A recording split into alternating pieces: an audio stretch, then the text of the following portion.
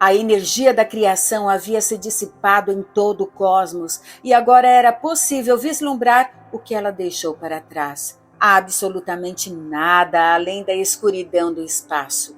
A única coisa que brilhava em todo aquele novo universo eram os arcanjos, os querubins e, muito distante dali, os anjos, que também tinham luz própria.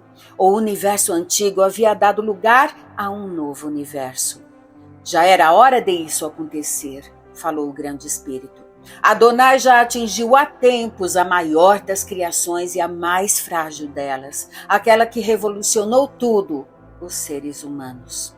Eles não existem mais em sua essência, além de viverem dentro do Espírito de Deus.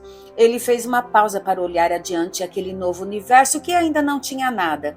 Vocês veem essas correntes de gases se formando do negro absoluto? Essa é a criação. O grande espírito era a única entidade que sabia tudo o que Deus fazia. Afinal, ele era uma parte de Adonai. Quando Adonai exerceu o poder da criação pela primeira vez, ele estava lá, observando tudo através de seus olhos. O grande espírito era o Espírito de Deus e agora, com Adonai dormindo, via-se na obrigação de coordenar tudo que viesse adiante e por isso ele pediu: precisaremos trabalhar juntos, pois estamos vivendo o nascimento de um embrião. Tudo dependerá de nós, o que esse embrião se tornará, quais criaturas terão nele. Adonai dorme, assim como o grande caos que é Etim, o espírito maligno das trevas. Seu filho ainda não conhecemos e teremos a tarefa árdua de mantê-los dormindo, pelo menos até Adonai acordar.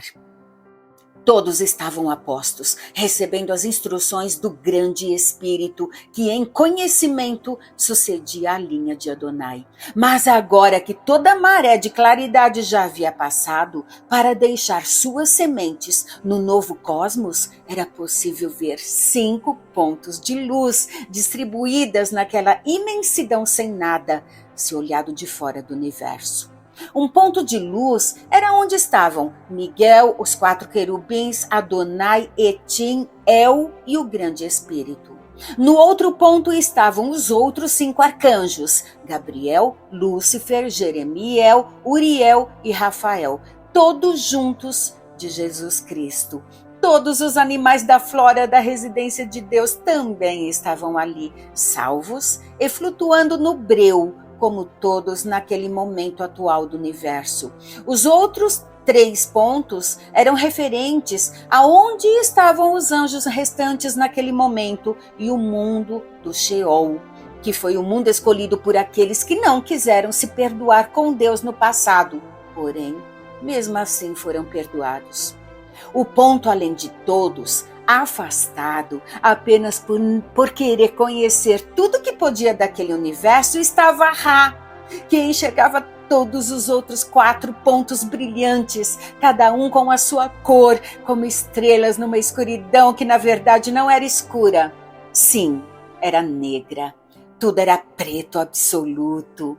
Mas lá tinha a luz, todas as sementes que a maré da criação deixou para trás. Nesse caso, o vazio de fora não podia estar presente dentro. Esse era o motivo de, mesmo estando meio àquele preto absoluto, Ra podia se enxergar. Ele tinha sua luz própria, e no meio da matéria da criação que fora deixada para trás, ele podia acender. Ele então observou a luz mais brilhante de todas elas e começou a seguir na sua direção. Quando foi tomado por aquela claridade que há pouco tinha cessado, aquele anjo sabia que provinha do poder da criação, das próprias mãos de Javé, como conheceu Adonai na época em que foi criado, há cerca de 10 bilhões de anos. Seu nome era Metatron, e ele foi o primeiro anjo e também o único em que lhes crescia o pelo no rosto, titulado de barba. Nenhum anjo depois dele teve essa humanização e por isso ele foi proclamado o primeiro serafim, o primeiro anjo, o sabedor de tudo.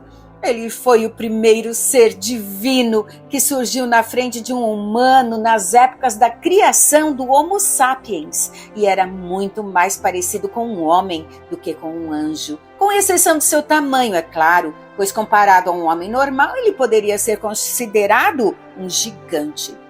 Há 500 bilhão de anos, 2 centenas de milhões de anjos se humanizaram tanto que escolheram partir com o sistema estelar da Terra quando este se colapsou. Mas Metatron e mais 7 anjos escolheram não partir para a existência final e continuaram construindo e arquitetando a engenharia de todo o cosmos, como assim sempre foi feito. Mas naquele momento em que a claridade aconteceu e em seguida cessou, Metatron soube que era o fim de uma era e o início de outra. Via-se observando o cosmos com seu olhar maduro de um anjo sabedor e notou que o escuro começava a ganhar forma. Não participou da criação de Shai, mas sabia por histórias contadas exatamente como foi.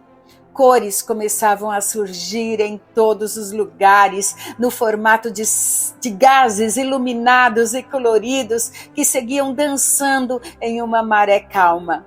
Aquilo era a matéria da criação se condensando, onde átomos e partículas se encontravam para formarem outras partículas mais maduras. Seus irmãos anjos também estavam por ali, não longe o suficiente para não serem vistos pelos seus olhos, mas não perto o suficiente para que pudessem conversar. Quando toda a maré de luz acabou há pouco, cada um ocupava sua região, naquele momento no céu, fazendo o que quer que estivessem fazendo. Todos se viam e todos foram até Metatron e se encontraram nos momentos breves do novo tempo.